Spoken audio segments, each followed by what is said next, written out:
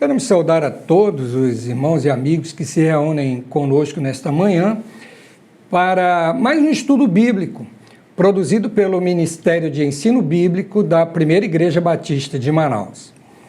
Durante esse trimestre, nós estamos estudando a respeito da doutrina de Deus, os atributos ou qualidades de Deus revelados nas Escrituras, da Bíblia Sagrada.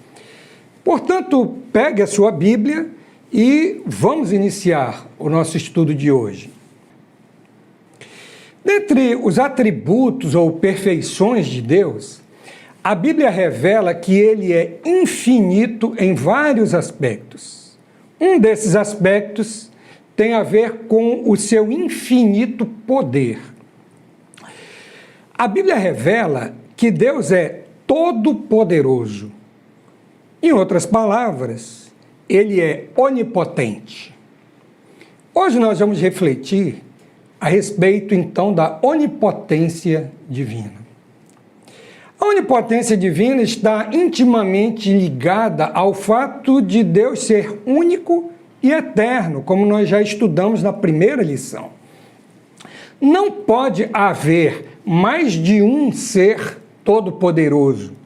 Se o poder estiver dividido, então o poder de Deus será relativo. Mas a Bíblia toda mostra o extraordinário poder de Deus. Ele não apenas tem um grande poder, ele tem o poder completo, absoluto, total. A onipotência é definida como o atributo de Deus que lhe permite fazer tudo o que for da sua santa vontade. Onipotência é o poder que Deus tem de fazer tudo o que Ele decidir fazer. Ao dizer que Deus é todo-poderoso, nós queremos dizer que Ele é capaz de fazer todas as coisas que sejam dignas do seu poder. Ele é incapaz de fazer alguma coisa que contrarie a sua própria natureza santa e incorruptível. Isso significa, então, que existem algumas coisas que Deus não pode fazer. Não por impotência, mas porque a sua perfeição moral não lhe permite. As suas incapacidades não são defeitos, mas sim qualidades. As limitações que existem em Deus são apenas os limites impostos pela sua própria natureza. Vamos ver aqui algumas coisas, então, que Deus não pode fazer. Primeiro, Ele não pode desfazer o que já aconteceu. Os fatos históricos não podem ser modificados, embora às vezes eles sejam reinterpretados pelos historiadores. Apesar disso, Deus pode fazer com que o futuro seja diferente, mudando o coração e as atitudes de quem se submete a Ele. Nós temos uma história na Bíblia que é a história do rei Manassés de Judá, que é muito impressionante. Você pode ler sobre ela no segundo livro das Crônicas, no capítulo 33. Manassés reinou 55 anos em Jerusalém e fez todo o mal que alguém pode ser capaz de imaginar. Só para você ter uma ideia, ele foi capaz de oferecer seus filhos queimados como holocausto para um deus pagão. E toda essa maldade que Manassés fez, um dia teve um fim. É isso que nós lemos em 2 Crônicas, capítulo 33, versos 9 a 13, que diz assim: Manassés de tal modo levou o povo de Judá e os moradores de Jerusalém a andarem errantes, que fizeram pior do que as nações que o Senhor tinha destruído diante dos filhos de Israel. O Senhor falou a Manassés e ao seu povo, porém não lhe deram ouvidos. Por isso, o Senhor trouxe sobre eles os comandantes do exército do rei da Assíria, que prenderam Manassés com ganchos, amarraram-no com correntes e o levaram para a Babilônia. Ele, angustiado, suplicou ao Senhor seu Deus e muito se humilhou diante do Deus de seus pais. Orou ao Senhor e o Senhor se tornou favorável para com ele. Atendeu-lhe a súplica e o fez voltar para Jerusalém, ao seu reino. Então Manassés reconheceu que o Senhor é Deus. O passado de Manassés não foi apagado, mas a sua vida foi transformada para a glória de Deus. Mas existe uma outra coisa que Deus também não pode fazer. Ele não pode agir contra a sua própria natureza. O atributo da onipotência não se sobrepõe aos demais atributos divinos. Deus não pode agir contra o seu amor, a sua justiça, a sua bondade, a sua misericórdia, a sua benevolência e nem o seu caráter perdoador. Ele, por exemplo, não pode mentir. Paulo, na sua carta a Tito, capítulo 1, verso 2, diz: escrevo na esperança da vida eterna, que o Deus que não pode mentir, prometeu antes dos tempos eternos. Outra coisa que Deus não pode fazer, ele não pode negar a si mesmo. Isso significa que o que ele promete, ele sempre cumpre. A sua palavra é sempre verdadeira, por isso ele jamais vai deixar de fazer alguma coisa que prometeu.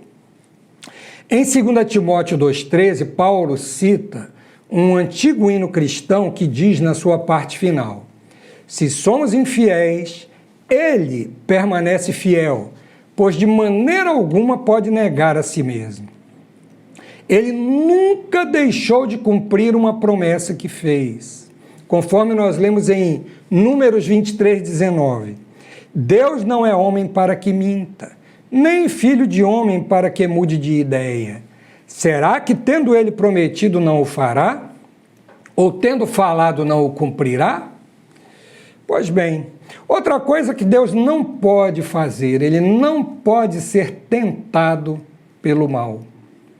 Tiago, o meio-irmão do Senhor Jesus, em sua carta, capítulo 1, verso 13, diz assim: ninguém ao ser tentado diga, sou tentado por Deus, porque Deus não pode ser tentado pelo mal e ele mesmo não tenta ninguém.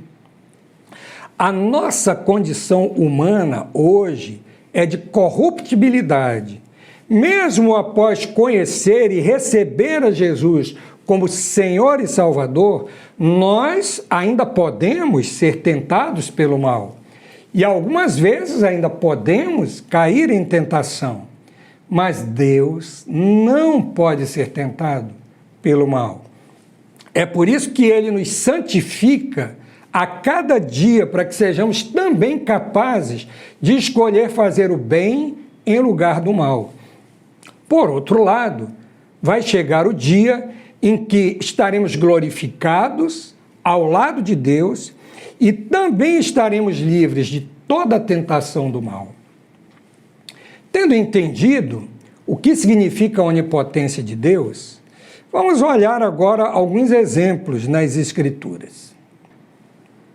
Abraão recebeu uma revelação do Senhor quando já tinha 99 anos de idade, conforme lemos em Gênesis capítulo 17, verso 1.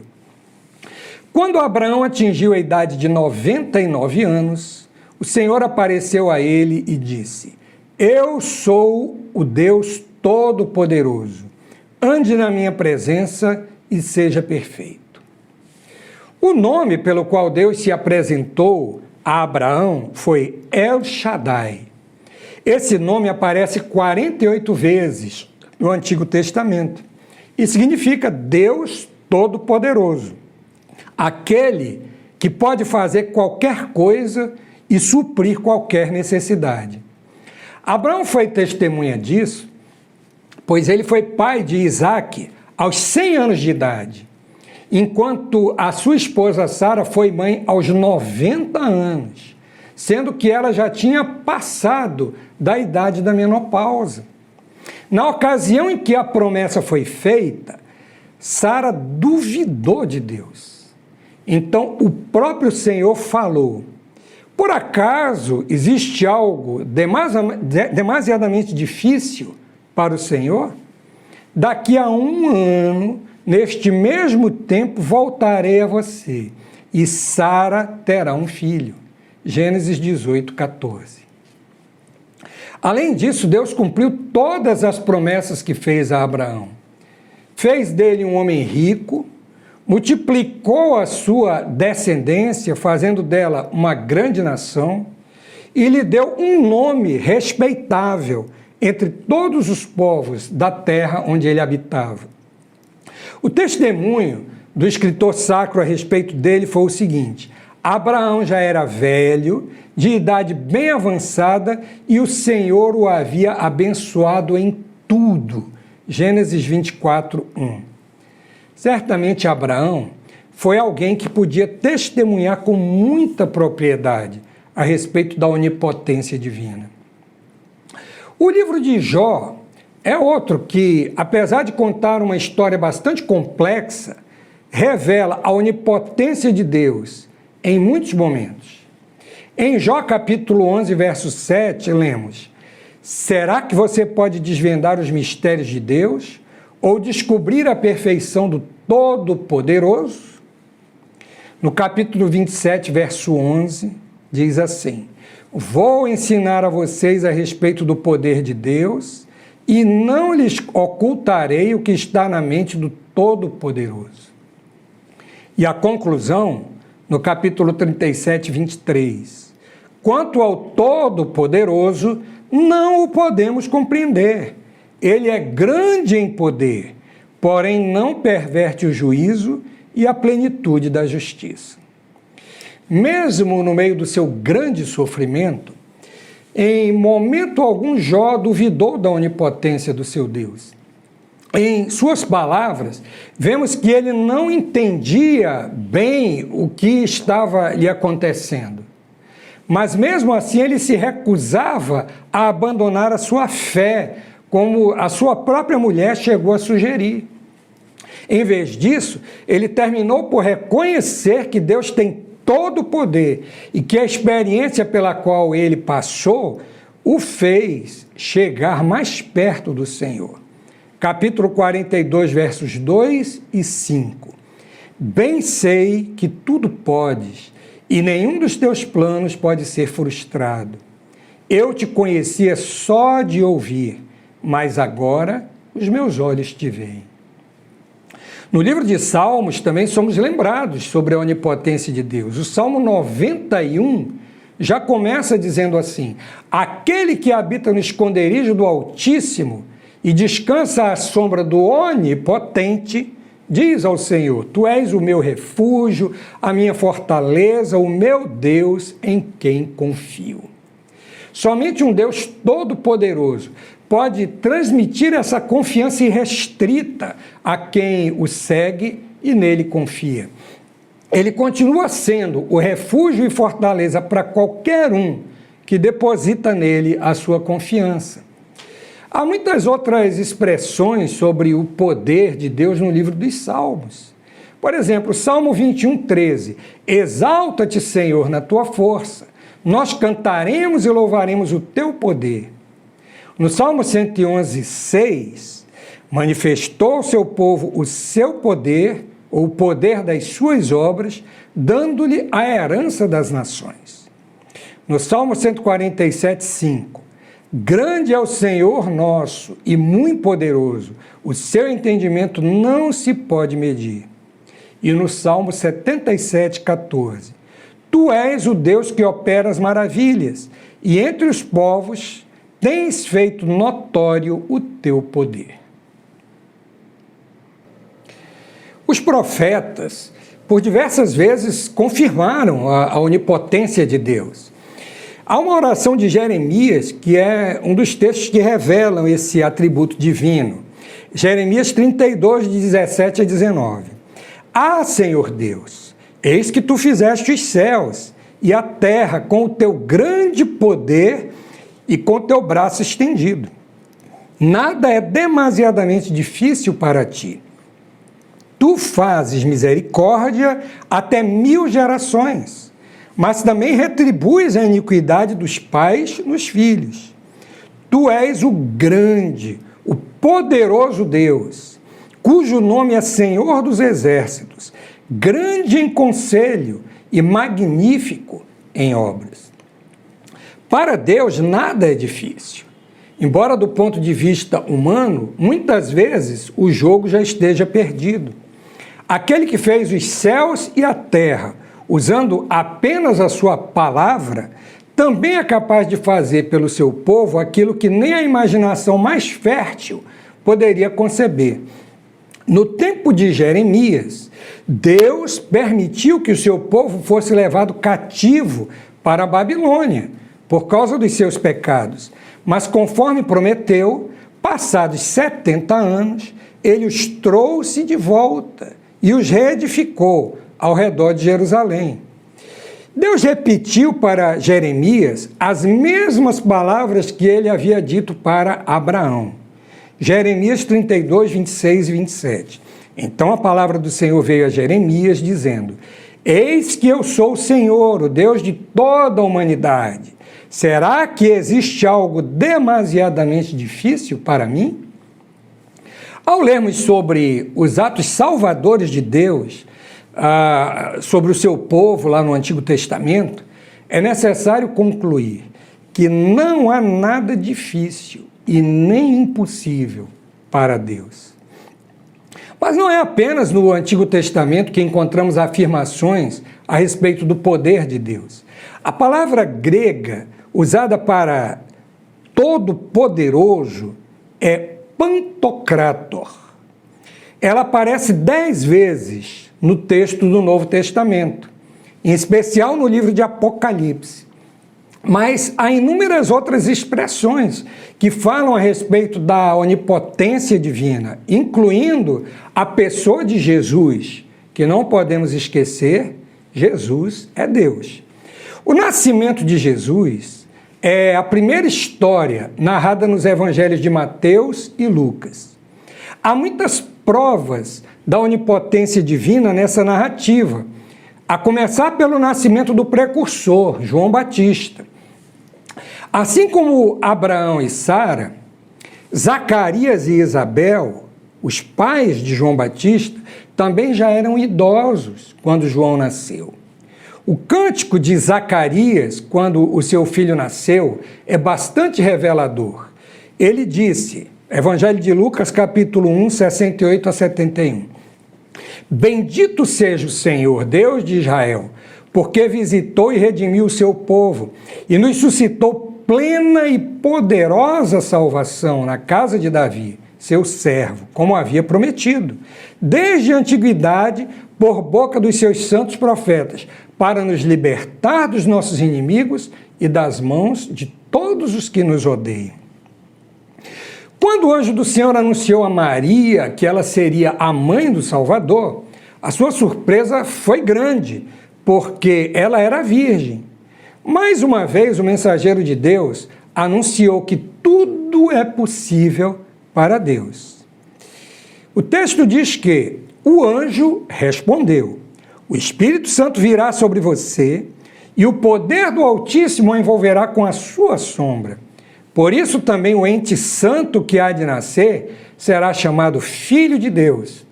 E Isabel, sua parenta, igualmente está grávida, apesar de sua idade avançada, sendo este já o 6º mês de gestação para aquela que diziam ser estéril, porque para Deus não há nada impossível. A partir desse momento, as ações de Deus para manter a integridade do seu filho mostram mais uma vez o seu grande poder. Embora Herodes quisesse matá-lo, Deus providenciou tudo para que a família fosse salva. Durante o seu ministério, as autoridades religiosas de Jerusalém planejaram a morte de Jesus por várias vezes. Mas o propósito de Deus era preservar o seu filho para a obra que havia sido designada para ele. No momento certo, sim, ele morreu.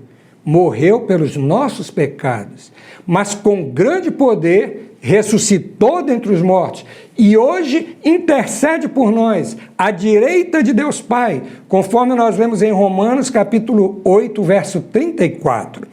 Cristo Jesus é quem morreu, ou melhor, quem ressuscitou, o qual está à direita de Deus e também intercede por nós.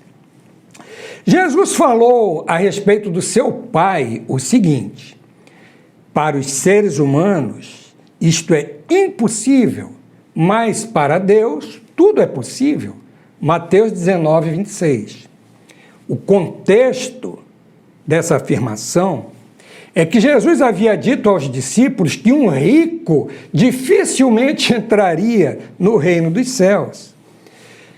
Para os fariseus isso era um absurdo, porque para eles as riquezas eram um sinal de bênção de Yahvé, de tal modo que um homem rico era também considerado o homem mais abençoado por Deus. Mas no ensino de Jesus, aqueles que confiam nas riquezas mais do que em Deus não são dignos do reino de Deus. Ainda assim, qualquer pessoa pode ser salva. Rico ou pobre, sob qualquer condição, a graça de Deus pode alcançar a vida e transformar a vida de qualquer pessoa. Essa é a maior prova da onipotência de Deus. Ele é capaz de transformar alguém inútil e pecador em uma pessoa produtiva e abençoadora. Eu estive lendo ultimamente um livro de Charles Colson, que dirige uma entidade que trabalha com presidiários, e uma das coisas que ele mais afirma é como ele fica feliz e maravilhado ao ver a transformação que Deus opera em presidiários altamente perigosos, pessoas altamente letais, pessoas que cometeram crimes terríveis, se rendendo aos pés de Jesus, chorando, ajoelhados. Então, a gente vê que o poder de Deus, de fato, é capaz de transformar a vida das pessoas. Um texto de Paulo nos fala a respeito do poder de Deus no cuidado àqueles que se submetem a ele. Em Efésios capítulo 3, 20 e 21 nós lemos: ora, aquele que é poderoso para fazer infinitamente mais do que tudo o que pedimos ou pensamos, conforme o seu poder que opera em nós, a ele seja glória na igreja e em Cristo Jesus, por todas as gerações, para todos sempre. Amém. Observe que nem a nossa imaginação pode chegar à altura daquilo que Deus é capaz de fazer em favor dos seus amados. Um aspecto importante da onipotência é que Deus compartilha o seu poder com os seus servos, de tal maneira a capacitá-los para o exercício da sua missão.